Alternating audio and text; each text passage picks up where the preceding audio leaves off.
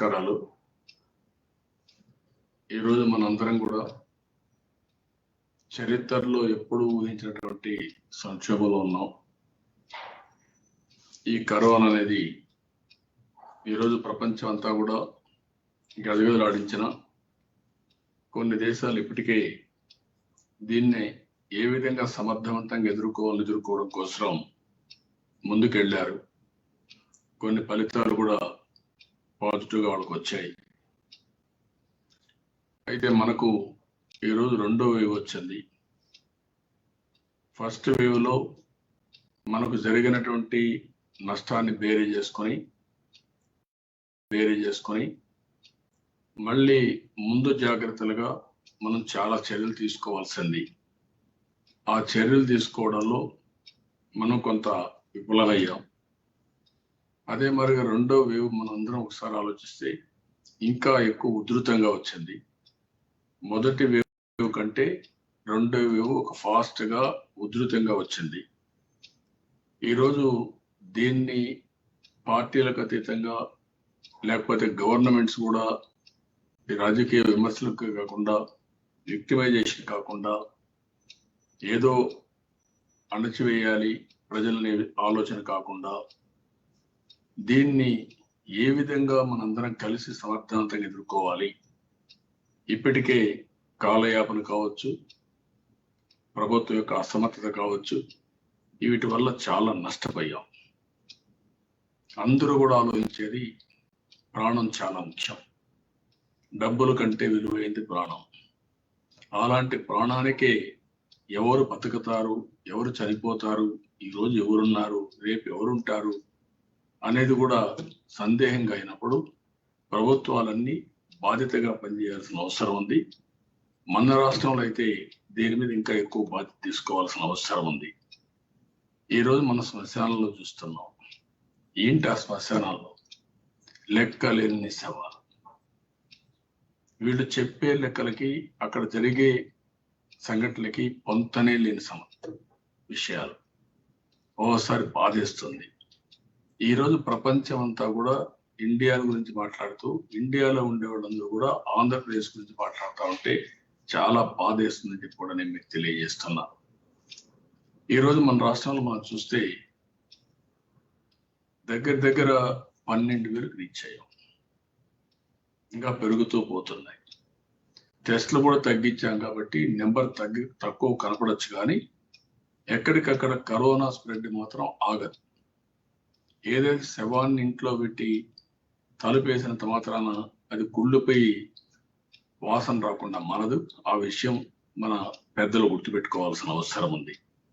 దేశంలో 3,61,000 కేసులు వచ్చాయి.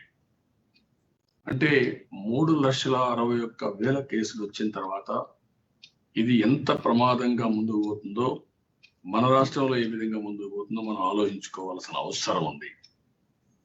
ఇంకొక పక్కన మన రాష్ట్రంలో ఇప్పటికే 10,54,000 కేసులు వచ్చాయి. ఇప్పటి వరకు 7,800 మంది ప్రభుత్వ లెక్కల ప్రకారం చనిపోయారు. అంటే ప్రభుత్వ లెక్కలు అన్నప్పుడు ఇప్పటికి కూడా నిన్న మొన్న వీళ్ళు మాట్లాడే మాటలు చూస్తూ ఉంటే ఎవరైనా సరే తప్పుడు ప్రచారం చేస్తే వాళ్ళపైన పోలీసులు కేసులు పెట్టి అరెస్టులు చేస్తారు. ఇక్కడ పానిక్ రియాక్షన్ క్రియేట్ చేయాల్సిన అవసరం లేదు. అదే సమయంలో వాస్తవాన్ని దృష్టిలో పెట్టుకొని మాట్లాడాలి. ప్రభుత్వం కూడా యాక్ట్ చేయాలి. ప్రజల ఆరోగ్యాన్ని కాపాడవలసిన ప్రభుత్వం మీనమేషాలు లెక్కేసుకుంటూ ప్రజలు చనిపోతా ఉంటే కూడా కావాలని మీ అసమర్థతో కప్పిపుచ్చుకునే విధంగా ఎదురుదాడి చేసే విధంగా చేయడం చాలా దుర్మార్గం. ఇది ఒక నేరం. నేను చాలా స్పష్టంగా చెప్తున్నా. మీ చేతగానితనానికి ప్రజల ప్రాణాలు బలిగొంటూ వాళ్ళందరూ బాధపడి చెప్పుకునే స్వేచ్ఛ కూడా లేకుండా చేసే పరిస్థితికి వస్తే ఇది చాలా అన్యాయం, చాలా దుర్మార్గం. నేను చాలా తీవ్రంగా ఖండిస్తున్నా, గర్హిస్తున్నా, హెచ్చరిస్తున్నా. రాష్ట్రంలో పాజిటివ్ రేట్ 25.8% ఉంది. దీనికి సమాధానం చెప్పే పరిస్థితులు మీరు ఉన్నారని అడుగుతున్నా. దేశంలో 10 లక్షల మందికి 13,475 మందికి టెస్ట్ చేస్తే పాజిటివ్గా వస్తే మన రాష్ట్రంలో 10 లక్షల మందికి 20,200 మంది పాజిటివ్గా వచ్చే పరిస్థితి వచ్చింది. మొన్నే తమిళనాడులో ఈ పాస్ పెట్టాం, ఆంధ్ర నుంచి ఎవరైనా రావాలంటే ఈ పాస్ తీసుకొని రావాలని చెప్పే పరిస్థితికి వచ్చారు. పక్కన ఒరిస్సా ఏవైతే ఆ బార్డర్స్ అన్ని క్లోజ్ చేశాం, ఆంధ్ర నుంచి ఎవరిని రాలేకుండా నియంత్రణ చేస్తామనే పరిస్థితికి వచ్చారు. మన దేశం నుంచి విమానాలు వేరే దేశానికి రానియకుండా వాళ్ళు జాగ్రత్తలు తీసుకున్నారు. మన దేశంలో కూడా ఆంధ్రప్రదేశ్ నుంచి ఎక్కడా రానియకుండా పక్క రాష్ట్రాలు కూడా ఆంధ్రప్రదేశ్ లో ఎక్కువ ఉంది అనే ఉద్దేశంతో వీళ్ళు కూడా బ్యాన్ చేసే పరిస్థితికి వచ్చారు. నేను అడుగుతున్నా ఈ ప్రభుత్వాన్ని, 27వ తారీఖున కోర్టులో కేసు వచ్చింది హైకోర్టులో. 23 నుంచి 26 వరకు జీవోలు ఇష్యూ చేశారు. అంటే కోర్టులో ఉంది కాబట్టి కోర్టుకు చెప్పడం కోసం, బుకాయించడం కోసం మేము అన్ని చేస్తున్నామని చెప్పి తప్పుడు లెక్కలు చెప్పడం కోసం ప్రయత్నం చేశారు. ఆరోగ్యశ్రీ కింద ఇస్తామంటున్నారు. ఎక్కడిచ్చారు? ఎవరికి ఇచ్చారు? ఎవరికి ఇవ్వలేదు. ఇంకొక పక్కన మీరు చూస్తే ఏదైతే corona care taking guide lines issue చేశారు, పేషెంట్స్ ఎట్లా అడ్మిట్ చేయాలి అని గైడ్ లైన్స్ ఇష్యూ చేశారు, పేషెంట్ ని ఎట్లా రిలీవ్ చేయాలి హాస్పిటల్ నుంచి దానికి కూడా గైడ్ లైన్స్ ఇచ్చారు. ఇంకో పక్క ఆక్సిజన్ మేనేజ్మెంట్ గైడ్ లైన్స్ ఇచ్చారు. ఇంకొక పక్కన మీరు చూస్తే కరోనా టెస్ట్ల కోసం గైడ్ లైన్స్ ఇచ్చి 230 రూపాయలు 400 రూపాయలు వసూలు చేయాలని ఇప్పుడు ఇచ్చారు. అదే మరిగా ఏవైతే డ్రగ్స్ ఉన్నాయో రెమ్డెసివిర్ కానీ ఇలాంటివన్నీ కూడా చాలా వరకు ఎట్లా రేట్లు ఉన్నాయి అవన్నీ కూడా ఇచ్చారు. దాన్ని ఏ విధంగా అడ్మినిస్ట్రేషన్ చేయాలని ఇచ్చారు. కోవిడ్ సెంటర్స్ ఇచ్చారు, కోవిడ్ కేర్ సెంటర్స్ ఇచ్చారు. నేను అడుగుతున్నా, ఇవన్నీ కూడా మీరు ఇచ్చిన జీవోలు ఎక్కడైనా అమలయ్యాయి? నేను సవాల్ విసురుతున్నాను. ఎందుకంటే ఒక విశ్వసనీయత సంక్షోభంలోనే ఉండాలి. ఒక బాధ్యత ఇలాంటి క్లిష్ట పరిస్థితులైనా తీసుకోవాలి.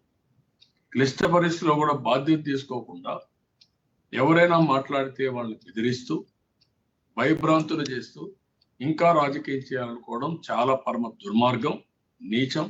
ఇది మంచి పద్ధతి కాదు. ఇప్పుడు మీరు చేయాల్సిన పని అందరినీ కలుపుకొని ఎక్కడికక్కడ ప్రజల ప్రాణాలు కాపాడవలసిన బాధ్యత ఈ క్లిష్ట సమయంలో మీకు అధికారం ఇచ్చారు. ఆ బాధ్యత మీ పైన ఉంది. అట్లా కాకుండా ఎవరైనా మాట్లాడితే మేము కేసులు పెడతాం, ఎవరైనా రాస్తే వాళ్ళ మీద కేసులు పెడతాం. ఏం పెడతారు? ఏంటి మీరు చేయబోయేది? శ్మశానానికి రాజులుగా ఉండాలనుకుంటున్నారా మీరు? ఎంత దుర్మార్గం ఇది! మంచి సిస్టమ్స్ అన్ని ధ్వంసం చేశారు, పని కట్టుకొని ధ్వంసం చేశారు. భారతదేశంలో కాదు ప్రపంచంలోనే RTGS one of the best system, real time governance. అక్కడ డాష్ బోర్డులు అవన్నీ కూడా రియల్ టైం అప్డేట్ చేసేవాళ్ళం. ఈ రోజు ఇవన్నీ కానీ మీరు పెట్టుండి అవన్నీ కానీ చేస్తుంటే ఎంత పర్ఫెక్ట్ గా ఉండే సిస్టమ్. ఫైబర్ గ్రిడ్ ని మొత్తం నాశనం చేసి ఇప్పుడు మేమేదో ఇంటర్నెట్ ఊర్లో ఇస్తామని మీరు మాట్లాడుతున్నారు. ఆ రోజు నుంచి కానీ కంట్రోల్ చేసి ముందు తీసుకుపోయింటే 2 ఏళ్ళు అవన్నీ అయిపోయేటివి. అవన్నీ చేయకుండా మీరు ఇచ్చేసారు. ఇంకొక పక్కన మీరు ఒకసారి చూస్తే ఎక్కడ చూసినా టెస్టులు ఉన్నాయి, కోవిడ్ టెస్టులు ఉన్నాయి.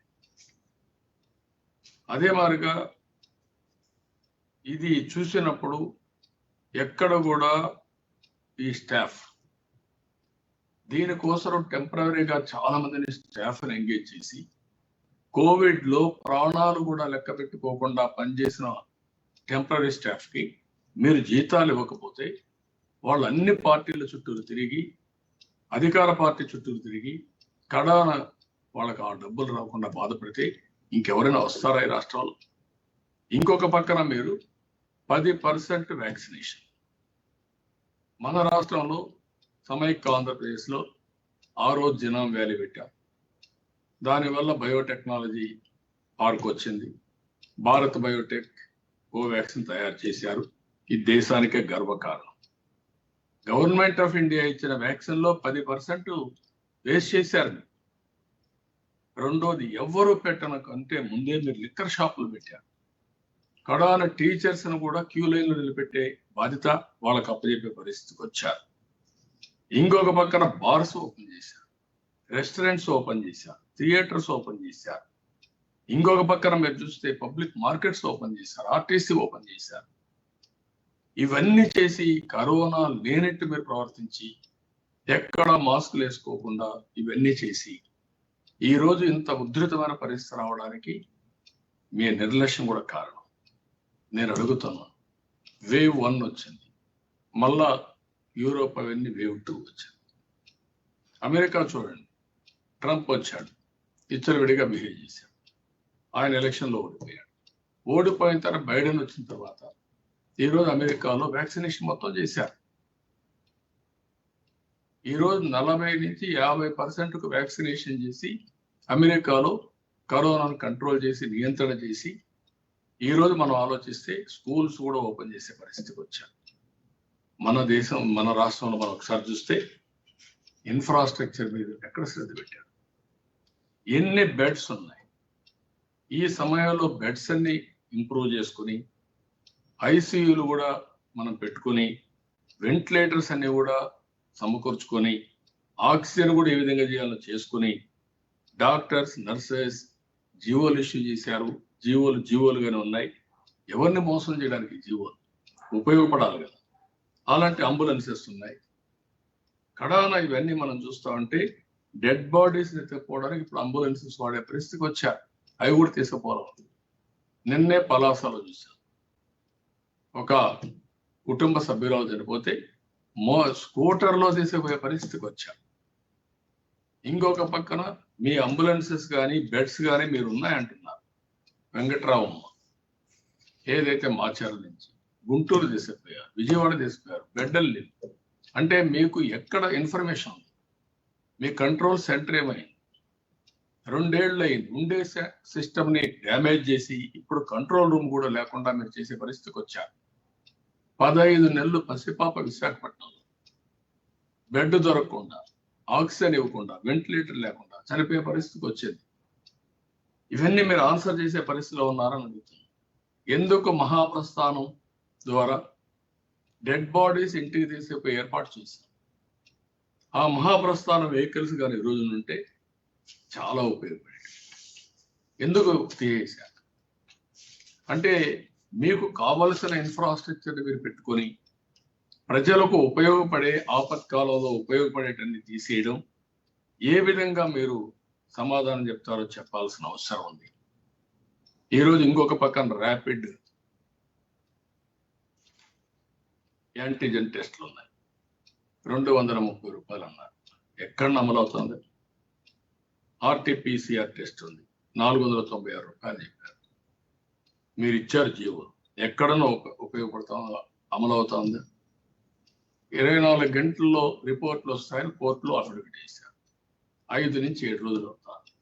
ఎవరన్నా డబ్బులు ఎక్కువ ఇస్తే వాళ్ళకు 24 గంటలు వస్తుంది. ఇవన్నీ కూడా ఈ మారిగా ఉంటే దీనికి సమాధానం చెప్పకుండా మీరే ఒక జీవో ఇచ్చారు. ఫ్యూనరల్ ఖర్చులకు 15,000 ఇస్తున్నారా? ఇప్పటికి 7,500 చనిపోయారు. ఎక్కడిచ్చారు చెప్పండి? అదే మారిగా ఫ్రంట్ లైన్ వర్కర్స్ ఉన్నారు, 7 రోజులు పనిచేస్తే 7 రోజులు ఆఫ్ ఇస్తా ఉన్నారు. వాళ్ళకి ఆ స్టాఫ్ ఉన్నారు. మొన్న ఒక నర్సు వచ్చి బాధపడుతూ, మేము కూర్చోవడానికి ఒక హాలు కూడా లేదు, మేము 24 గంటలు పనిచేయడానికి సిద్ధంగా ఉన్నాం, మేము పనిచేస్తాం, మాకు కూడా కనీస వసతులు లేకుండా అంతా భారం అంతా మా మీద పడిపోయినప్పుడు మేము కూడా చేయలేకపోతున్నాం, చేయాలని మనసు ఉంది, కష్టకాలంలో ఆదుకోవాలి, ఒక సాటి మానవుడిగా నా బాధ్యత ఉంది, కానీ అది ఆదుకోవడానికి నాకు కన్స్ట్రెయింట్స్ ఉందని చెప్పే పరిస్థితికి వచ్చారు. ఇంకొక పక్క ఆ రోజు ట్రేసింగ్ సెంటర్స్ పెట్టారు. ఈరోజు ఉన్నాయి. ఎక్కడన్నా ఐసోలేషన్ పెట్టి క్వారంటైన్ కమ్యూనిటీకి పెట్టి చేసే పరిస్థితి ఉంది, అవి లేవు. ఇంకొక పక్కన మీరు చూస్తే బెడ్స్ అన్ని 2020 ఆగస్టుకి 210 హాస్పిటల్ నోటిఫై చేస్తే ఏప్రిల్ 24కి ఈ సంవత్సరం 197 కేసులు పెరిగాయా లేదా? దానికి తగినట్టు యాక్షన్ ఉందా? యాక్షన్ ఉండే పరిస్థితి. 3 అవర్స్లో మీరు బెడ్ ఇస్తా ఉంటున్నారు. ఎక్కడిచ్చారో చెప్పండి. 3 అవర్స్ దీనికి సమాధానం చెప్పండి. ఇంకొక పక్కన ఈరోజు మీరు చూస్తా ఉంటే వెంటిలేటర్ ఉంటే నాన్ సీరియస్ పేషెంట్ అయితే 3,250 రూపాయలు, సీరియస్ పేషెంట్ ఉంటే 10,300 రూపాయలు అని చెప్పి అన్నారు. వెంటిలేటర్ ఉంటే 1,00,000 రూపాయలు తీసుకుంటారు. ఇది వాస్తవమా కాదా? ఈ సమస్యలు వచ్చాయా లేదా? మీ దగ్గర ఎక్కడ సిస్టమ్స్ ఉన్నాయి? ఆరోగ్యశ్రీ మీద మీరు ఇచ్చుంటే ఒక లెక్క చెప్పండి, ఎక్కడిచ్చారు? ఇంకో పక్కన ఎంప్లాయీస్ ఉంది, నెట్వర్కింగ్ హాస్పిటల్స్ ఉన్నాయి, వారు కూడా డబ్బులు ఇస్తే తప్ప ఎక్కడా జరిగే పరిస్థితి లేదు. ఇవన్నీ ఒక ఎత్తు అయితే, మీరు స్కూల్స్ తెలిసి 130-120 మంది టీచర్లు జరిపేదానికి బాధ్యులయ్యారు. పిల్లలంతా కూడా ఈరోజు దీన్ని కరోనా వైరస్ బారిన పడ్డారు. వాళ్ళు ఇంటికి వెళ్ళి పేరెంట్స్ కూడా రిస్క్ లో పడ్డారు. దీనికి మీరు కారణం కాకపోతే ఎవరు కారణం? ప్రభుత్వం అనేది ఒక పద్ధతి ఉంటుంది. ఈ రోజు నేను అడుగుతున్న స్ట్రైట్ కోసం 10వ తరగతి ఇంటర్మీడియట్ ఎగ్జామ్స్ పెడతా ఉంటున్నా. ఎవరిచ్చారు మీకు అధికారం? దేశంలో అన్ని రాష్ట్రాల్లో కేంద్ర ప్రభుత్వ పరీక్షలు అన్ని క్యాన్సిల్ చేశారు. What is the guarantee? మీరు ఏ గ్యారంటీ ఇస్తారు ప్రజల ప్రాణాలకి? మీరు ఇష్టానుసారంగా బిహేవ్ చేసి మీ చేతగాని నిర్ణయాల వల్ల, మీ అసమర్థత వల్ల రాష్ట్రాన్ని పూర్తిగా భ్రష్టు పట్టించి మళ్ళా ఇలాంటి తప్పుడు పనులు చేస్తా ఉంటే ఏమనాలి? వెళ్ళి ఎందుకు మీకు పట్టింపు? అన్ని రాజకీయ పార్టీలు అడుగుతున్నారు, స్టూడెంట్స్ అడుగుతున్నారు, పేరెంట్స్ అడుగుతున్నారు. మా పిల్లల్ని బలయ్యిద్దండి, మా కుటుంబాల్ని లేనిపోని రిస్క్లో పెట్టద్దండి. ప్రాణం ఉంటే పరీక్ష, ప్రాణం ఉంటే చదువు. ప్రాణం లేకపోతే ఎవరికి చదువు చెప్తారు మీరు? I'm asking straight question for you. ఎందుకు ఈ మూర్ఖత్వం? ఎందుకు ఇంత తప్పుడు పనులు చేస్తారు? తప్పుడు పనులు చేసి ఎవరైనా మాట్లాడితే వాళ్ళపైన కేసులు పెడతారు. అంటే పోలీస్ వ్యవస్థ అంటే ఇది, పోలీస్ రాజ్యం అంటే ఇది. ఈ సమయంలో పల్లా శ్రీనివాస్ యొక్క ఇల్లు కోల్చడమా? ఈ సమయంలో నరేంద్ర పైన తప్పుడు కేసులు పెట్టి వేధించడమా? ఇది పైశాచిక ఆనందం కాకపోతే ఏంటిది? ఒక పక్క రాష్ట్రం తగలబడతా ఉంది, ప్రజలు ఇబ్బందుల్లో పడతా ఉంది, అందరి సహకారం తీసుకుని ఏ విధంగా కాపాడాలి అని ఆలోచించకుండా ఇష్టానుసారంగా చేయడం, ఏకపక్ష నిర్ణయాలు చేయడం చాలా దుర్మార్గం. నేను అడుగుతున్న ఇన్ని రోజులుగా ఎన్ని వ్యాక్సిన్లు ఇచ్చారంటే మీకు సిగ్గనిపించలేదా? అందరికీ ఫ్రీగా ఇస్తామని ఒక స్టేట్మెంట్ ఇస్తే అయిపోతుందా? 56 లక్షల మందికి ఇప్పటికి ఇచ్చారు. దాంట్లో ఒకసారి ఇచ్చి 45,48,000 మంది. రెండో వ్యాక్సిన్ అయిపోతే వాళ్ళకు కూడా డేంజర్. ఇప్పుడు వ్యాక్సిన్స్ దొరకదు, ఎక్కడ చూసినా నో వ్యాక్సిన్ బోర్డు పెట్టారు. యు ఆన్సర్ దిస్, సమాధానం చెప్పండి. ఇంకొక పక్కన 11 లక్షల మందికి మాత్రం రెండోసారి డోస్ ఇచ్చారు. ఇది చాలా స్పష్టంగా ప్రతి ఒక్కరు కూడా 2 డోసులు వేసుకుంటేనే, 2 సార్లు వ్యాక్సిన్ వేసుకుంటే యాంటీబాడీస్ పెరుగుతాయి. అది కూడా రోజు అప్పటికే పెరగదు. ఫస్ట్ వ్యాక్సిన్ తర్వాత 1 మంత్ గ్యాప్ ఇచ్చి మళ్ళీ ఇంకొక వ్యాక్సిన్ వేసుకుంటే రఫ్గా, రెండో వ్యాక్సిన్ వేసుకున్న 1 మంత్లో ఫుల్గా యాంటీబాడీస్ వస్తాయి. అంటే 2 మంత్స్ పడుతుంది. ఇప్పుడు మన వ్యాక్సిన్ ఇస్తే 2 మంత్స్ పడుతుంది. ఇప్పుడు రెండో వ్యాక్సిన్ ఇస్తే 1 మంత్ పడుతుంది. వాళ్ళకు కూడా మళ్ళీ కరోనా రాదని లేదు, వాళ్ళకు కూడా కరోనా వస్తుంది. కానీ వచ్చినా కూడా మైల్డ్గా వస్తుంది, తక్కువ ఖర్చుతో ఇంట్లోనే క్వారంటైన్లో ఇది చేసుకునే పరిస్థితి వస్తుంది. అయితే వాళ్ళు కూడా క్యారియర్స్గా ఉంటారు. వాళ్ళకి కరోనా వస్తే ఇంట్లో వాళ్ళకి అంటించే పరిస్థితి వస్తుంది. వ్యాక్సిన్ వేసుకున్న వాళ్ళకి ఆ ప్రమాదం వస్తుంది. అందుకే ఇప్పుడు గవర్నమెంట్ ఆఫ్ ఇండియా కూడా 18 years పైన ఇచ్చే పరిస్థితికి వచ్చామన్నారు. మన దగ్గర మీరు చూస్తే 3,50,00,000 మందికి వ్యాక్సిన్ వేయాలి. ఎప్పుడు వేస్తారు? మీరు ఆ దిశగా ఏమైనా ఆలోచించారు? ఒక నిర్దిష్టమైన కార్యక్రమం చేశారు, ఒక లెటర్ రాశాం, లెటర్ రాస్తే అయిపోతుందండి? పేపర్లో ప్రెస్ స్టేట్మెంట్లు ఇస్తే అయిపోతుందండి? ఏంటి మీరు చేసే పనులు ఇవన్నీ? ఇంకో పక్క రెమ్డెసివిర్ ఈరోజు మనం చూస్తా ఉంటే 30,000 నుంచి 40,000 అవుతున్నారు. 6 డోసులు కావాలి. 6 సార్లు వేసుకుంటే దగ్గర 1,80,000 నుంచి 2,40,000. దాన్ని కూడా కొన్ని దిక్కల అవసరం లేకపోయినా వేసుకునే పరిస్థితి వస్తున్నాం. ట్రీట్మెంట్ ప్రోటోకాల్ సక్రమంగా చెప్పలేకపోతున్నాం, నాలెడ్జ్ సరిగా ఇవ్వలేకపోతున్నాం. బాధ, ఆవేదన చాలా బాధ వేస్తుంది. ఎందుకంటే అమెరికాలో ఉండే నాదేళ్ల సత్య, సుందర పిచ్చాయి మాట్లాడిన మాటలు చూస్తే మా గుండె పగిలిపోయింది. ఇండియాలో జరిగే విషయాలను చూస్తానని బాధపడ్డారు. కనీసం ఆ కన్సర్న్ ముఖ్యమంత్రికి కానీ మంత్రులకు లేకపోవడం చాలా దుర్మార్గం. ఆ విషయం వెళ్ళి చెప్పాల్సిన అవసరం ఉంది. నేను ఒకటే అడుగుతున్నా, ఇప్పటి వరకు మీరు చేసిన పనులు చాలా దుర్మార్గం, చాలా బాధాకరం. ఇవన్నీ వదిలిపెట్టండి. వ్యవస్థల్ని నాశనం చేయడం, పైశాచిక ఆనందాన్ని పొందడం, దానికి తిరిగి అవినీతి మీద పెట్టడం, ఇది ఒక హాబీ కింద మీకు తయారైపోయింది. అన్నీ కలిపి ఈరోజు రాష్ట్రానికి కరోనా వచ్చి మొత్తం ఆర్థిక వ్యవస్థ కుప్పగొలిపోయింది. మామూలుగా కాదు, తిరిగి కోలుకోలేంత వచ్చింది. ప్రజలంతా కూడా సైకలాజికల్ గా బాగా భయపడిపోయే పరిస్థితికి వచ్చారు. సైకలాజికల్ ట్రామా ఫేస్ చేసే పరిస్థితికి వచ్చారు. అనారోగ్యం, కొంతమంది ఇష్టానుసారంగా ఇంజక్షన్లు వేసుకోవడం, ఆర్థికంగా మొత్తం దివాలా తీయడం, ఇంకొక పక్కన చూస్తే అనారోగ్య సమస్యలు తెచ్చుకోవడం కూడా జరుగుతున్నాయి. ప్రాణాన్ని కాపాడుకోవాలి కాబట్టి అక్కడ స్థానికంగా ఉండే డాక్టర్లు చెప్పిన దానికి కానీ వాళ్ళకి తెలిసిన దాని ప్రకారం చేసుకునే పరిస్థితికి వచ్చారు. ఒక పక్క ఆర్థికంగా చితికిపోయారు, ఆదాయాలు తగ్గిపోయినాయి. ఇంకొక పక్కన చూస్తా ఉంటే ఆరోగ్యం చెడిపోయింది.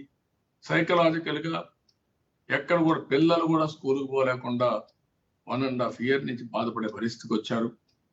ఇవన్నీ కూడా మనుషుల యొక్క దీనిపైన పనిచేసే పరిస్థితి వచ్చింది. ఏంటి మీ అడ్వర్టైజ్మెంట్? ఎందుకు ఆ ఫుల్ పేజ్ అడ్వర్టైజ్మెంట్? అది ఒక ఆనందమా మీకు? I must straight question, you answer this. ఈ బాధ్యత ఉందా మీకు? మీకు మనసు ఏ విధంగా ఒప్పుతుంది ఇప్పుడు అడ్వర్టైజ్మెంట్లు ఇవ్వడం? వేరే ప్రోగ్రామ్స్ అన్ని ఏదో చేసేస్తున్నామని ఎవరికి కావాలండి? మనుషులు బతికితే, ప్రాణాలు ఉంటే తర్వాత ప్రోగ్రామ్.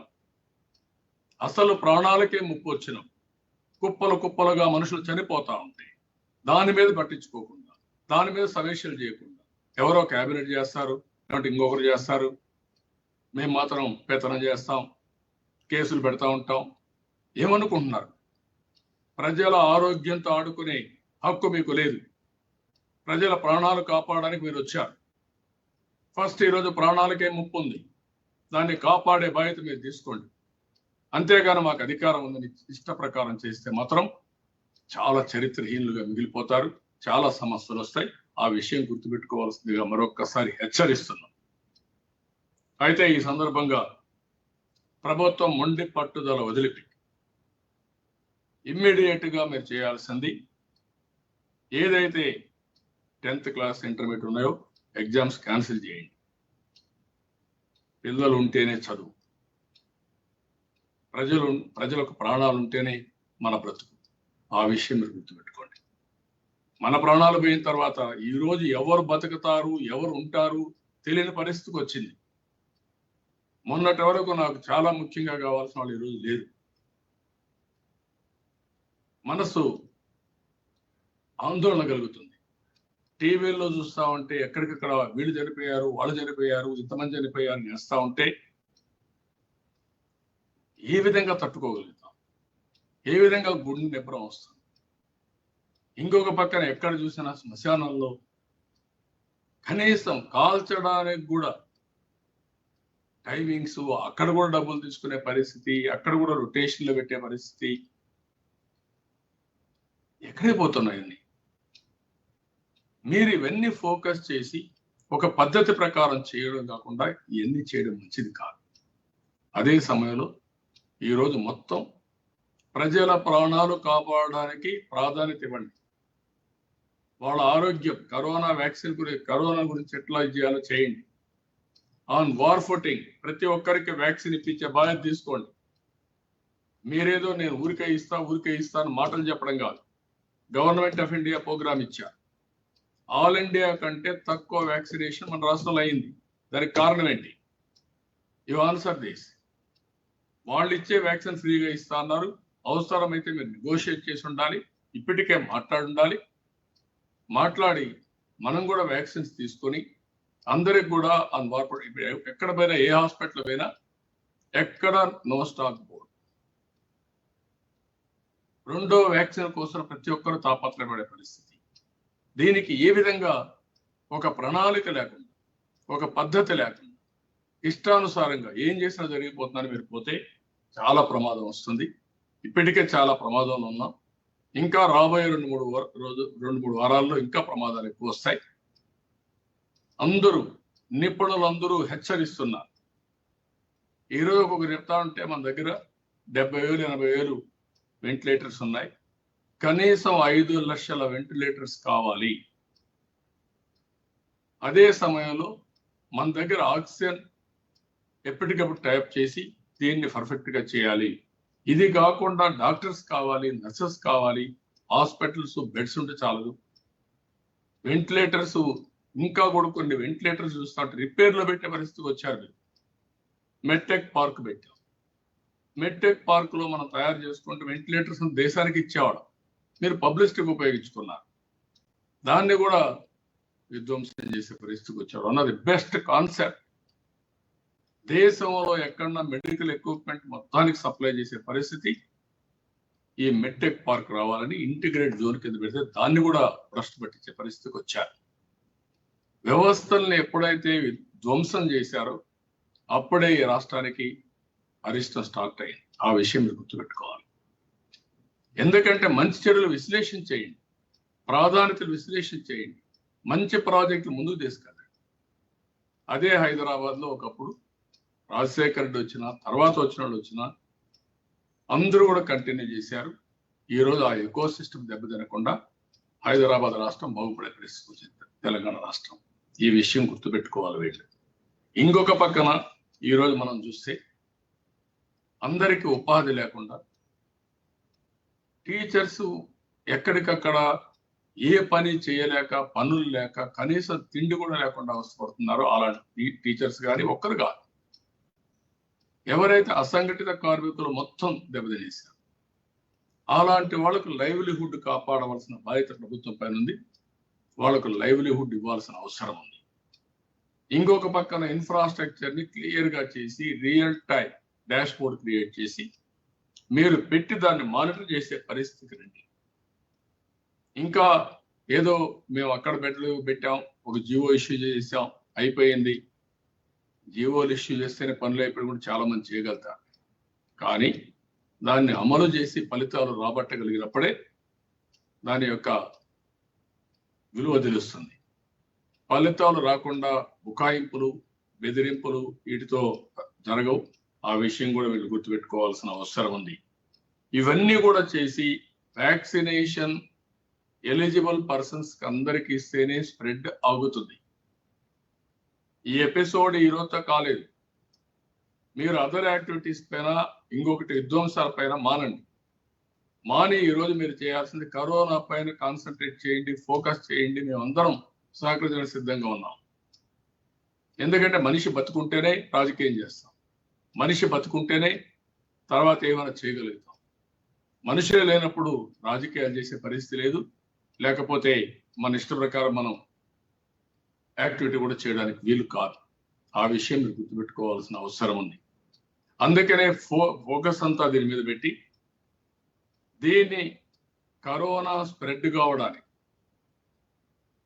ఎలాంటి చర్యలు మీరు చేపట్టినా అది రాష్ట్రానికి విఘాతం కలిగే పరిస్థితి వస్తుంది. ఆ విషయం కూడా మీరు గుర్తుపెట్టుకోవాల్సిన అవసరం ఉంది. ఈరోజు వ్యక్తుల కంటే గవర్నమెంట్ కొంతవరకు చేసే అవకాశాలు ఉన్నాయి. ఒక వరదలో, ఒక తుఫాను వస్తే అందరం పోతాం, కానీ ఈరోజు అందరం పోలేకపోతున్నాం. మనల్ని మనం కాపాడుకుంటూనే ఇతరులు కాపాడాలి, సమాజాన్ని కాపాడాలి. ఆ బాధ్యత మనం తీసుకునే పరిస్థితి వచ్చింది. ప్రభుత్వానికి రెగ్యులేటరీ అధికారాలు ఉన్నాయి. మీరు కొన్ని ఇన్సిస్ట్ చేసి మాస్కులు పెట్టుకోమనడం, సోషల్ డిస్టెన్స్ పాటించమనడం, క్వారంటైన్ సెంటర్స్కి ఎవరికైనా వస్తే రమ్మనడం, ఇలాంటివన్నీ కూడా చేసి ఎక్కడికక్కడ గైడ్ చేసే బాధ్యత మీ పైన ఉంది. దాన్ని వదిలిపెట్టి ఏదో అపోజిషన్ పైన విమర్శలు చేస్తే మీకేదో లాభం వస్తుంది, పబ్బం గడుపుకుంటా ఉంటే మాత్రం మీరు చరిత్రహీనులుగా మిగిలిపోతారు. ఆ విషయం మీరు గుర్తుపెట్టుకోవాల్సిన అవసరం ఉంది. Enough is enough. మీరు చేసిన తప్పుడు పనులను అయినాయి.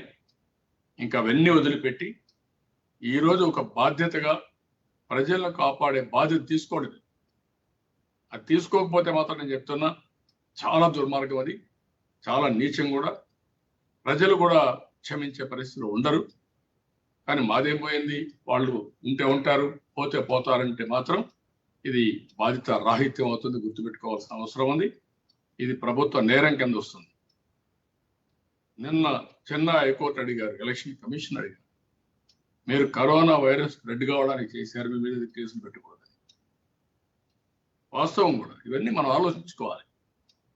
మనకెవరికి అధికారం లేదు, మన ప్రాణాలు ఉంటే చాలు, ఎదుటి వాళ్ళ ప్రాణాలకి విలువ లేదు, లెక్క లేదు, వాళ్ళు ఏమైపోయినా పర్వాలేదు అనే యాటిట్యూడ్ ఉన్నప్పుడు ఇలాంటి సమస్యలు వస్తూ ఉంటాయి. ఒక బాధ్యతగా ప్రవర్తించాలి. సమాజం కోసం ప్రతి ఒక్కరు కూడా, ప్రత్యేకంగా ప్రభుత్వంలో ఉండే అధినేతలు ఒక బాధ్యత కలిగి ప్రవర్తించాలి తప్ప బాధ్యత రాహిత్యంతో ముందుకు పోవడం చాలా మంచిది కాదు. ఈ విషయం వీళ్ళు గుర్తుపెట్టుకోవాల్సిన అవసరం ఉంది. ఎప్పటికప్పుడు నేను చెప్తున్నా, ఇంకా చాలా సమస్యలు ఉన్నాయి. కనీసం వేలి ముద్రలు లేపిస్తారు. ఇప్పుడు కూడా మీరు ఫింగర్ ప్రింట్స్ తీసుకుంటారు పెన్షన్లు ఇవ్వడానికి, రేషన్ ఇవ్వడానికి. ఒక అతను ఫింగర్ ప్రింట్ పెడితే మళ్ళా ఇంకొక అతను పోతే అతను ఫింగర్ ప్రింట్ పెడితే స్ప్రెడ్ అవుతుందని ఆ మాత్రం విశిక్షణ కూడా లేదా మీకు? ఏమైపోతుంది? యూ ట్రస్ట్ దే, వెరిఫై చేసుకోండి. అంతేగాని ఇలాంటి పనులు చేయడం ఇది కరెక్ట్ కాదు. ఎక్కడైతే కరోనా టచ్ పాయింట్ వస్తుందో, కరోనా స్ప్రెడ్ కావడానికి దోహదం చేసే ఎలాంటి చర్యలు కూడా మీరు తీసుకోవడానికి వీలు లేదు. ఆ విషయం మీరు గుర్తుపెట్టుకోవాలి. ఇమ్మీడియట్ గా మీరు అంటున్నారు మేము పరీక్షలు పెడతాం, ఏదో వాళ్ళకందరికీ మాస్కులు ఇస్తాం, లేదంటే శానిటైజ్. ఏం శానిటైజ్ చేస్తారు?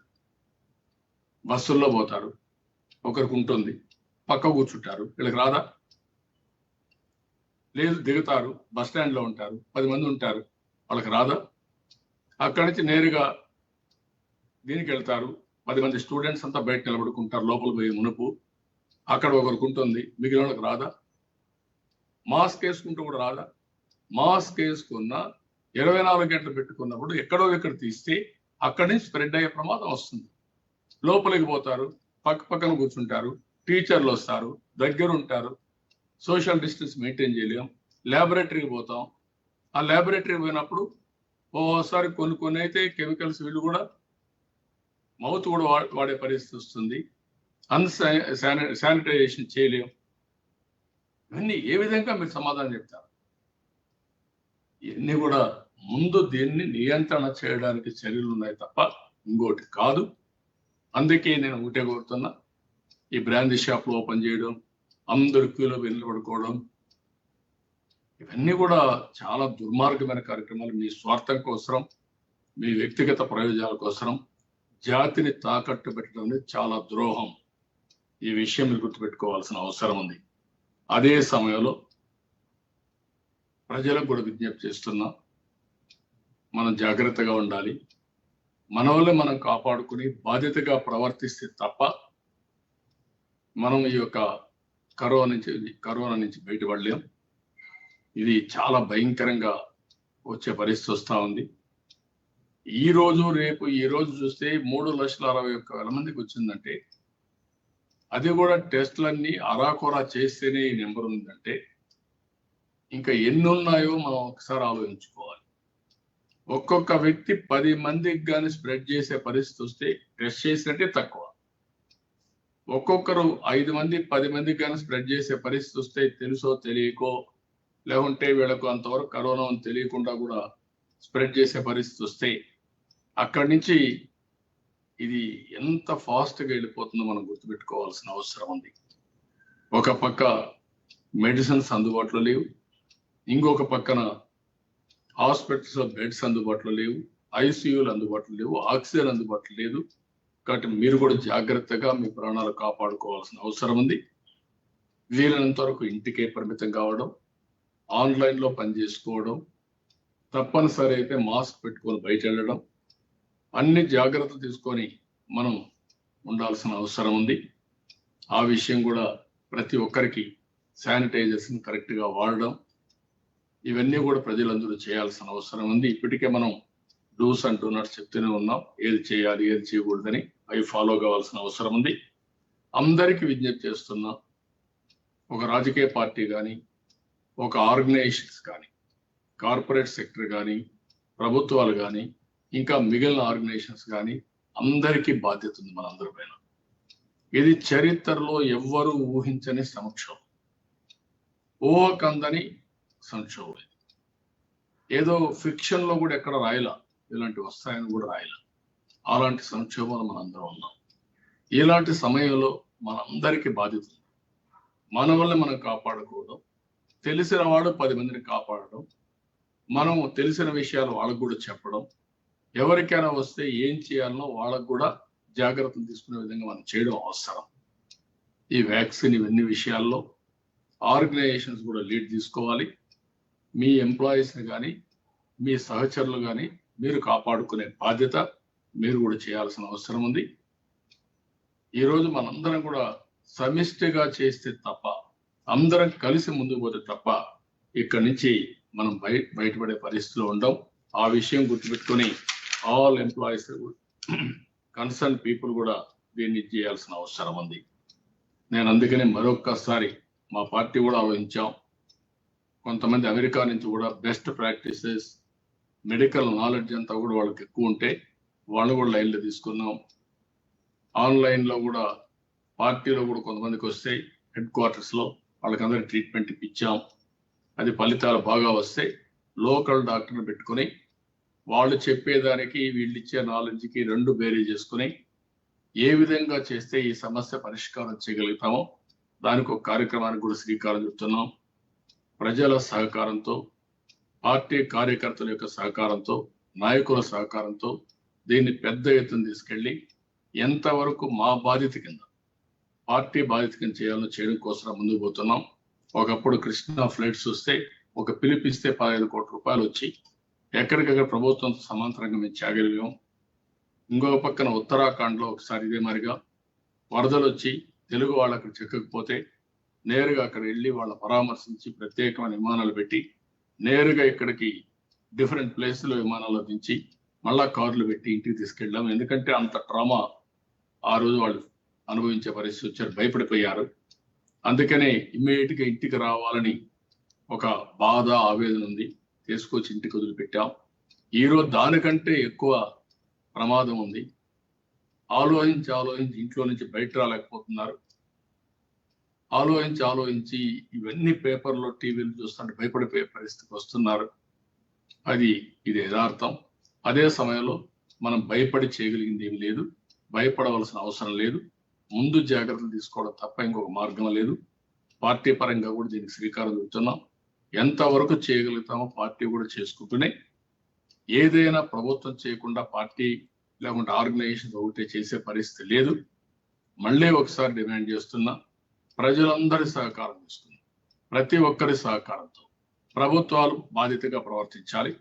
ఆంధ్రప్రదేశ్ ప్రభుత్వం ప్రత్యేకంగా బాధ్యత తీసుకుని బాధ్యత రాహిత్యంగా కాకుండా ఈ కష్టకాలంలో కూడా ఇష్టానుసారంగా మీ ఇష్ట ప్రకారం బిహేవ్ చేసి ఏదో ప్రత్యర్థుల్ని ఇబ్బంది పెడితే చాలు, ఎవరన్నా మాట్లాడితే వాళ్ళ మీద దాడి చేస్తే చాలు అనుకునే వ్యవహారాన్ని కట్టిపెట్టండి.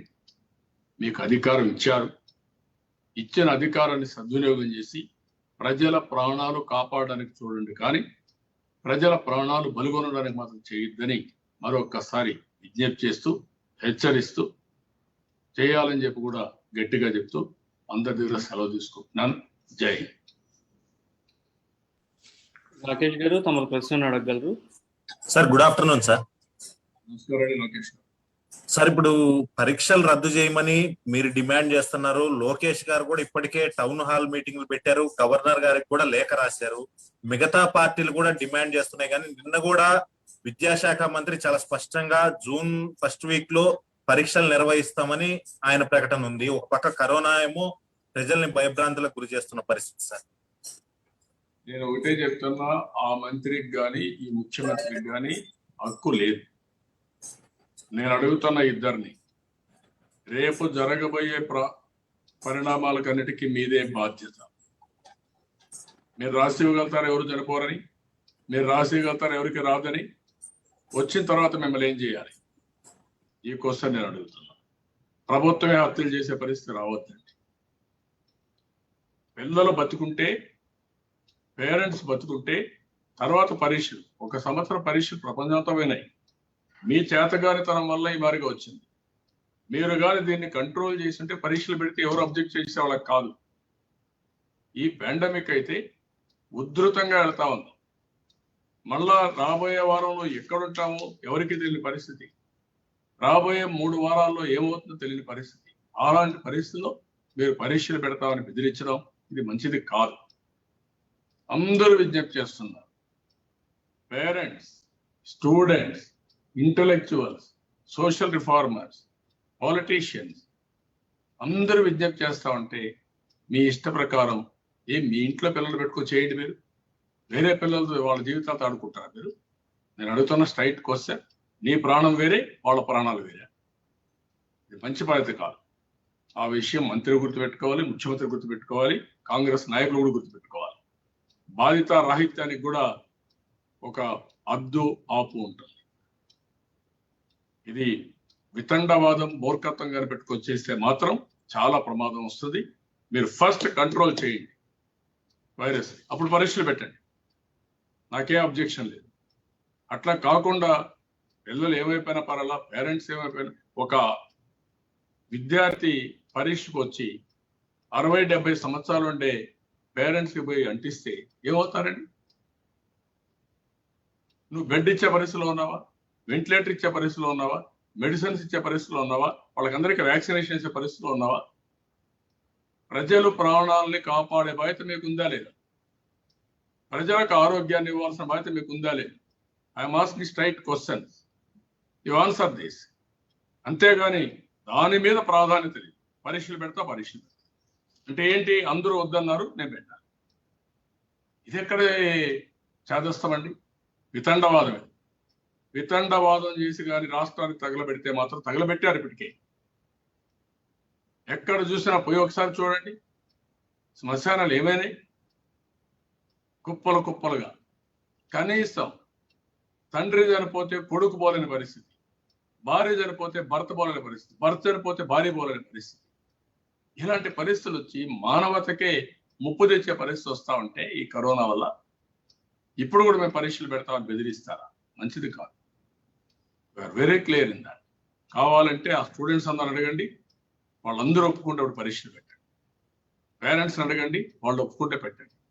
వాళ్ళు ఒప్పుకోకుండా మీరు బలవంతంగా పరీక్షలు పెట్టే హక్కు మీకు లేదు. ప్రభుత్వం ఉంది కాబట్టి నా ఇష్ట ప్రకారం చేస్తానంటే మాత్రం చెల్లదు. ఈ విషయం మీరు గుర్తుపెట్టుకోవాలి. రామారావు గారు తమరు ప్రశ్న అడగగలరు.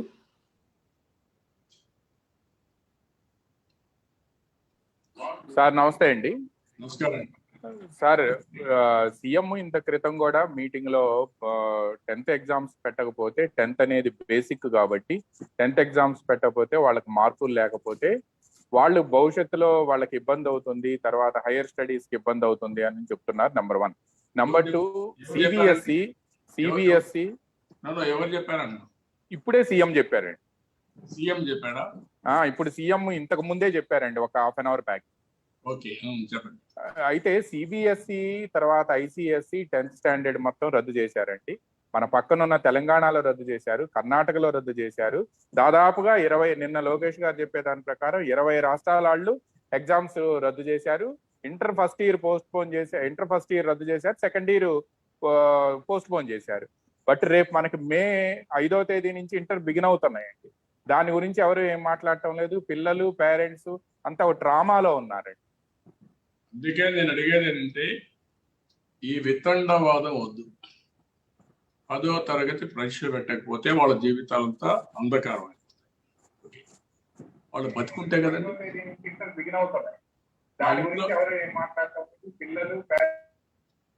కాదండి, వాళ్ళు బతుకుండాలి కదా, వాళ్ళ తల్లిదండ్రులు బతుకుండాలి కదా, వాళ్ళు చూసుకోవాలి కదా. ఇప్పుడు ఆల్ ఇండియా లెవెల్లో 20 రాష్ట్రాల్లో పరీక్షలు వాయిదా ఇస్తే వాళ్ళకంటే మేధావి నువ్వు.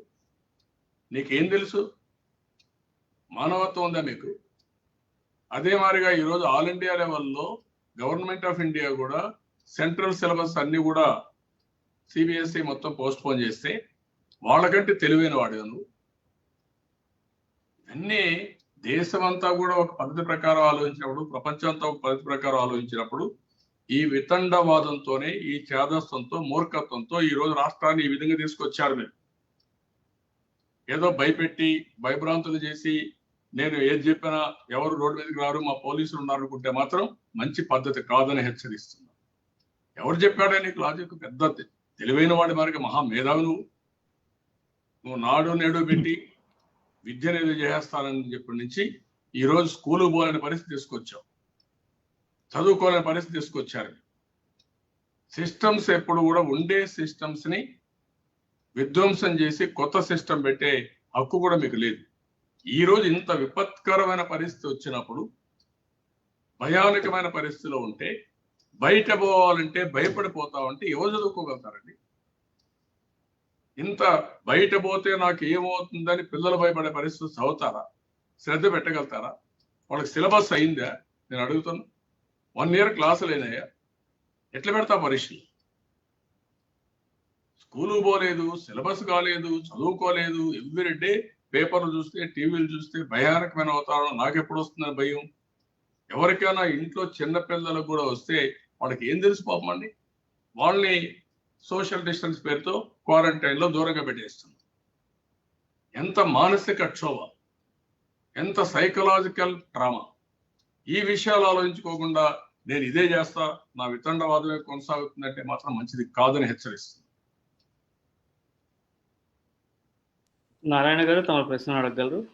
Sir, good afternoon sir. ఇప్పటికే రాష్ట్ర ప్రభుత్వం కానీ కేంద్రం కానీ కొన్ని నిబంధనలు, ఆంక్షలు విధించింది. నైట్ కర్ఫ్యూ కూడా మన దగ్గర అమలు అవుతుంది.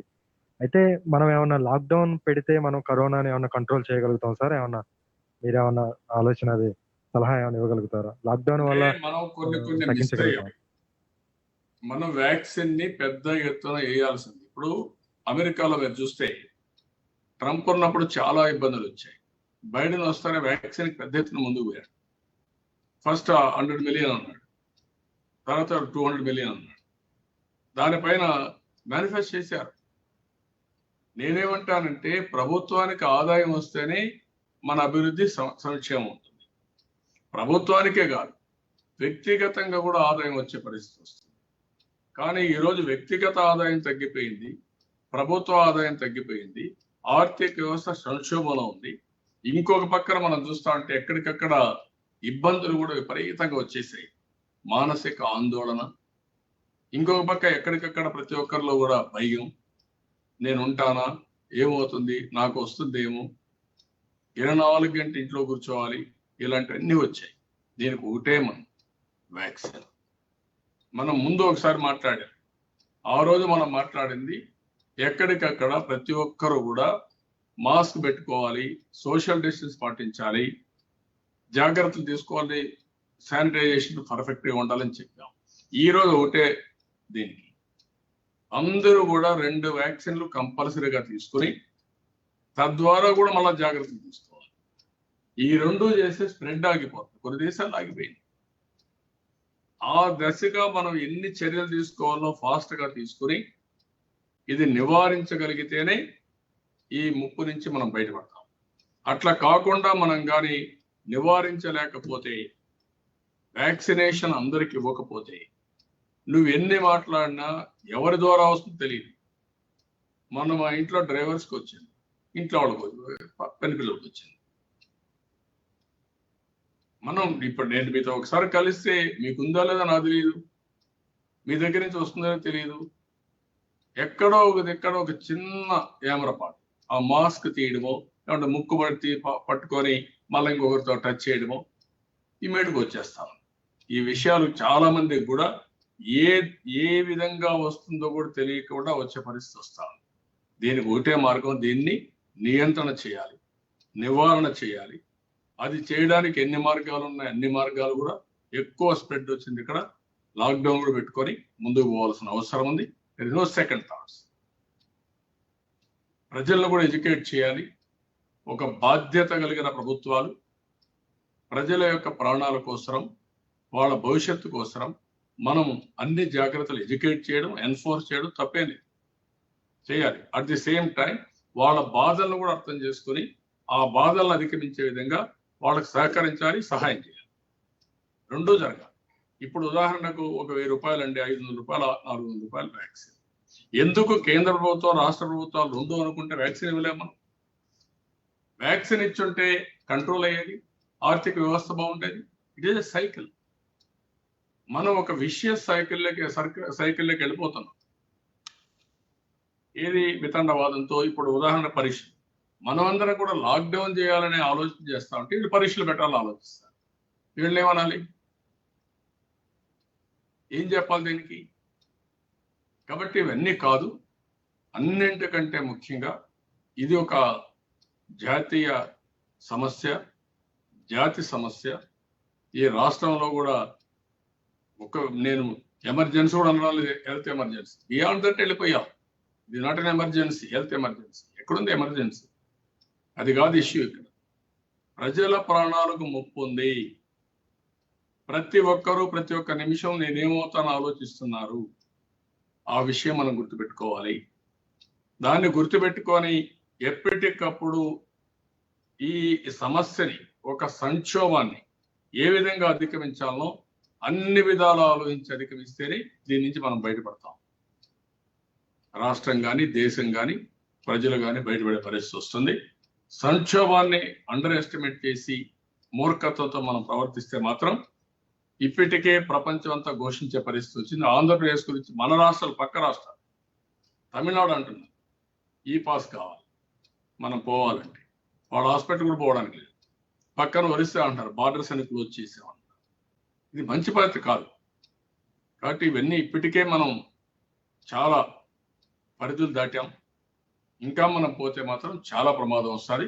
ఒక జగన్మోహన్ రెడ్డి ఆరోగ్యం బాగుంటే చాలు, వాళ్ళ కుటుంబ ఆరోగ్యం బాగుంటే చాలు, ఎవరేమైనా పర్వాలేదు అనుకుంటే ఇది సమాజ హితం కాదు, బాధ్యత కాదు. అన్ని మార్గాలు మీరు చెప్పినట్టు అవసరమైతే లిమిటెడ్ లాక్డౌన్, ఆర్ మీరు వ్యాక్సినేషన్ చేయలేకపోయాం కాబట్టి మళ్ళా ఒక వారం రోజులు ప్రజలు ప్రిపేర్ చేసి లాక్డౌన్ పెట్టి వ్యాక్సినేషన్ చేసి స్టెప్ బై స్టెప్ మళ్ళా రిలాక్స్ చేసుకుంటూ జాగ్రత్త తీసుకొని కంట్రోల్ చేసే బాధ్యత రావాలి. అదర్వైజ్ దీన్ని మనం కంట్రోల్ చేయాలి. ఒకసారి వస్తే మళ్ళా రాదని కూడా లేదు. యాంటీబాడీస్ తగ్గితేనే మళ్ళా వస్తుంది.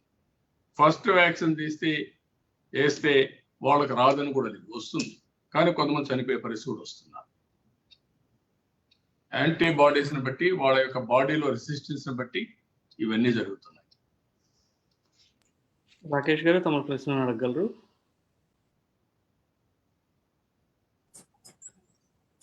Sir good afternoon sir.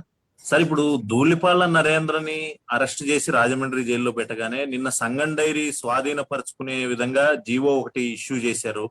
దాన్ని ఏ విధంగా అర్థం చేసుకోవచ్చు సార్? ఎన్నో ఏళ్ల నుంచి అది రైతులు ఉన్నారు, 1,00,000 మంది పైగా రైతులు దాంట్లో పాలిస్తా ఆ పరిస్థితి ఉన్న డైరీని స్వాధీనపరుచుకునే జీవో ఇవ్వడం ప్రభుత్వానికి ఎంతవరకు అర్థం చేసుకోవచ్చు సార్? దీన్ని ఏ విధంగా? ఇదేమంటారంటే ఇది 20 సంవత్సరాల కంటే ముందు జరిగింది. రాజశేఖర్ రెడ్డి సుప్రీంకోర్టు వరకు కూడా వెళ్ళాడు. అప్పుడు కూడా ఏం కాలేదు. సుప్రీంకోర్టు కూడా అప్పీల్ చేసింది. రెండోది, ఈయన చైర్మన్ కాకమునిపే ఆ 10 ఎకరాలు ఇచ్చారు. ఏది ఎప్పుడైనా సరే గ్రేట్ పర్సనాలిటీస్ ఎవరన్నా ఉంటే అది పెట్టింది ఎడ్లపాటి వెంకట్రావు గారు, దాన్ని బాగా అభివృద్ధి చేసింది ధూళిపాడ వీరయ్య చౌదరి గారు. బాగా జ్ఞాపకం. ఒక రైతు కోసం కమిటెడ్ గా నరేంద్ర ఫాదర్ అది అభివృద్ధి చేశారు. గవర్నమెంట్స్ అనేటివి ఎప్పుడైనా సరే మన కోఆపరేటివ్ లో కూడా సరిగా లేకపోతే తెలుగుదేశం వచ్చిన తర్వాత దాన్ని మ్యూచువల్ కోఆపరేటివ్ యాక్ట్ కూడా తీసుకొచ్చాం. స్టెబిలిటీ కోసం ప్రభుత్వ యంత్రాంగం యొక్క ఒత్తిళ్లు కానీ బ్యూరోక్రటిక్ ప్రాబ్లమ్స్ తో అధిగమించడం కోసం తీసుకొచ్చాం. అది అయిన తర్వాత విశాఖపట్నం ఇలాంటివి కార్పొరేట్ కూడా వెళ్ళారు, కంపెనీ లాస్ కింద వెళ్ళారు. ఇంకా బెటర్ గా పర్ఫామ్ చేయగలుగుతామని నేను అడుగుతున్నాను. నీ పీరియడ్ లో జరిగింది కాదు, ఇంత మునుపు జరిగింది సమైక్య ఆంధ్రప్రదేశ్. ఆ రోజు కూడా దీనికి ఒక చరిత్ర ఉంది. గుంటూరు డైరీ, సంగం డైరీ ఒక చరిత్ర కలిగిన డైరీ. ఎడ్లపాటి వెంకట్రావు లాంటి విజనరీ వాళ్ళు స్టార్ట్ చేసి తర్వాత వీరయ్య చౌదరి లాంటి వాళ్ళు దాన్ని అభివృద్ధి చేస్తే ఇప్పుడు నువ్వు వచ్చి అమూల్కి మిల్క్ ఇవ్వాలనే ఉద్దేశంతో, దురుద్దేశంతో ఆంధ్రప్రదేశ్ లో ఉండే రైతు ఆర్గనైజేషన్స్ ని విధ్వంసం చేయడం ఎంతవరకు న్యాయం? నేను స్ట్రైట్ క్వశ్చన్ అడుగుతున్నా ఈ ముఖ్యమంత్రి. బాగా జరిగే వ్యవస్థని విధ్వంసం చేయడం ఏ విధంగా న్యాయం? ఈ రోజు మన రాష్ట్రంలో డైరీస్ లో ఒక 2, 3 రైతుల డైరీలు రన్ అవుతున్నాయి. ఇక్కడ దేశం అంతా కూడా ఒక పక్క గవర్నమెంట్ ఆఫ్ ఇండియా కూడా ప్రైవేటైజేషన్ అంటే 1991లోనే milk and milk product order తీసుకొచ్చారు. డైరీస్ అన్ని కూడా వచ్చాయి, కొన్ని కోఆపరేటివ్స్ జరుగుతున్నాయి. ఆంధ్రప్రదేశ్ లో విజయ డైరీ ఉంది, బ్రాండ్ ఉంది, దాన్ని కూడా కొంతవరకు ఇది చేసుకునే పరిస్థితికి వచ్చారు. ఈయన వచ్చిన తర్వాత ప్రతి ఒక్క దాన్ని ఏదో ఒక విధంగా ఇచ్చేయాలని అతను అరెస్ట్ చేయడం, కోర్టులో ఉండే ఇష్యూలో ఆయన అరెస్ట్ చేయడం ఎంతవరకు సబబండి? ఉన్న పళంగా మనుషులు అరెస్ట్ చేయడం ఏ విధంగా సమర్థనీయం అండి? రెండోది, ఉన్న పళంగా దాన్ని క్యాన్సిల్ చేసి మేము ఆఫీస్ అని పెడతామంటే చట్టం లేదా ఈ రాష్ట్రంలో, ఈ దేశంలో? చట్టాన్ని ఉల్లంఘించే అధికారం ఎవరిచ్చారు నీకు? నోటీసులు ఇవ్వాలి, ఎంక్వైరీ జరగాలి, అవసరమైతే వాళ్ళకి అవకాశం ఇవ్వాలి. చట్టాన్ని అధిగమించి ప్రభుత్వం చేస్తే కోర్టు కూడా వెళ్లే అవకాశం ఉంటుంది. మీరు కూడా చెప్పాలి, ఇక్కడ జరిగిందని జీవోలు కూడా చెప్పాలి. అవన్నీ చెప్పకుండా ఏకపక్షంగా నిర్ణయాలు తీసుకుని ప్రజల్ని భయభ్రాంతులు చేసే విధంగా ఇలాంటి క్లిష్ట సమయంలో, కరోనా ఉండే సమయంలో ఇలాంటి నిర్ణయాలు చేయడం అనేది ఏ మాత్రం కూడా సమర్థనీయం కాదు. ఆ విషయం గుర్తుపెట్టుకోవాల్సిన అవసరం ఉంది. అందుకే డైరెక్టర్స్ అందరూ ఏకపక్షంగా, రైతులందరూ, రైతుల సంస్థ, మీ సంస్థ కాదు, రైతుల సంస్థ, రైతులకు నష్టం జరిగే విధంగా మీరు చేయడానికి ఎవరిచ్చారు మీకు? నేను అడుగుతున్న స్ట్రైట్ క్వశ్చన్. నువ్వు ఏదైనా అయితే 4 మంచి పనులు చేయి. ఇలాంటి చెడు పనులు చేయడం, రైతులకు నష్టం జరగడం, ఎవరికో లాభం చేయడం కోసం వీళ్ళకి చేయడం, లేదంటే రాజకీయ పార్టీలు ఉన్నాయి కాబట్టి వాళ్ళు మిమ్మల్ని విమర్శిస్తారు కాబట్టి వాళ్ళ మీద లేనిపోని దాడులు చేయడం, ఇది ఏమాత్రం సమంజనీయం కాదు, సమంజసం కాదు. అదే మాదిరిగా అన్ని ప్రభుత్వాలు అనుకుంటే ఎవరు కూడా పొలిటికల్ వ్యవస్థలే మనుగడ సాధించరు. ఆ విషయం గుర్తుపెట్టుకోవాలి. సార్ కంక్లూడ్ చేయగలరు? ఓకే, మళ్ళీ ఒకసారి ప్రభుత్వాన్ని కోరుతున్నా, ఇంకా ఈ విధ్వంసాలు ఇవన్నీ మానండి, కరోనా పైన దృష్టి పెట్టండి, ప్రతిరోజు అడ్వర్టైజ్మెంట్ చేయడం మానండి, కరోనా నియంత్రణ చేయడానికి ఆ డబ్బులు కూడా వ్యాక్సిన్కి పెట్టండి, ఆ డబ్బులు కూడా బెడ్లకో, ఆక్సిజన్కో, వెంటిలేటర్స్ పెట్టండి. దృష్టి అంతా పెట్టి ప్రజల ప్రాణాలు కాపాడడానికి దృష్టి పెట్టండి. కానీ మాకు దగ్గర అధికారం ఉంది కాబట్టి మా పేపర్కి అడ్వర్టైజ్మెంట్ ఇచ్చుకుంటాం, ఏమైనా చేసుకుంటాం, మీరెవరు అడగడానికి?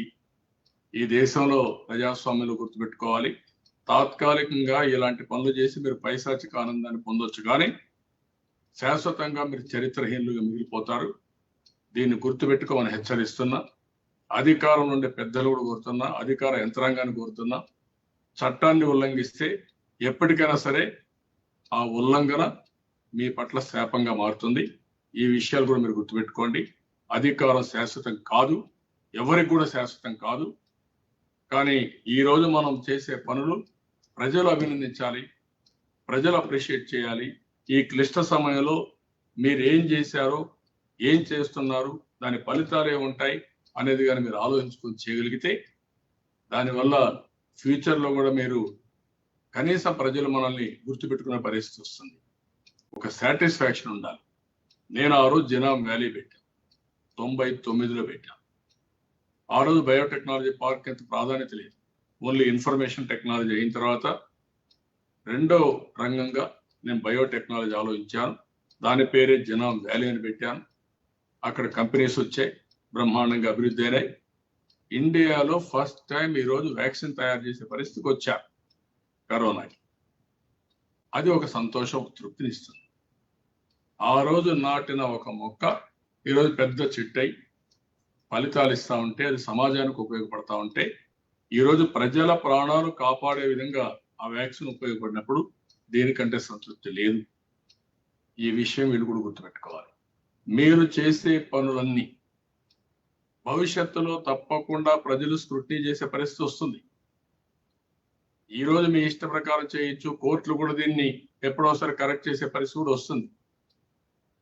చట్టం అనేది రాజ్యాంగంలో మనకు అప్పచెప్పే చట్టం తప్ప నా ఇష్ట ప్రకారం మీ ఇష్ట ప్రకారం చేస్తానది కరెక్ట్ కాదు. ఇప్పటికైనా మానండి, వితండవాదాన్ని వదిలిపెట్టండి, మూర్ఖత్వం మాని ప్రజల ఆరోగ్యం, ప్రజల ప్రాణాలు కాపాడే విధంగా కరోనా కట్టడి చేయడం కోసం ఏ చర్యలు తీసుకోవాలో తీసుకోండి, ట్రాన్స్పరెంట్ గా చేయండి. అన్ని రాజకీయ పార్టీలు సహకరించడానికి సిద్ధంగా ఉన్నాం. అదే మరి సమాజం కూడా సిద్ధంగా ఉన్నారు, ఆర్గనైజేషన్స్ కూడా సిద్ధంగా ఉన్నాయి. ఈ క్లిష్ట పరిస్థితి నుంచి రాష్ట్రంలో ఉండే ప్రజానీకాన్ని కాపాడవలసిన బాధ్యత తీసుకునే విధంగా ముందుకు పోవాల్సిందిగా మరొక్కసారి డిమాండ్ చేస్తూ చేస్తారని చెప్పి ఆశిస్తూ అందరికి నమస్కారాలు. జై హింద్.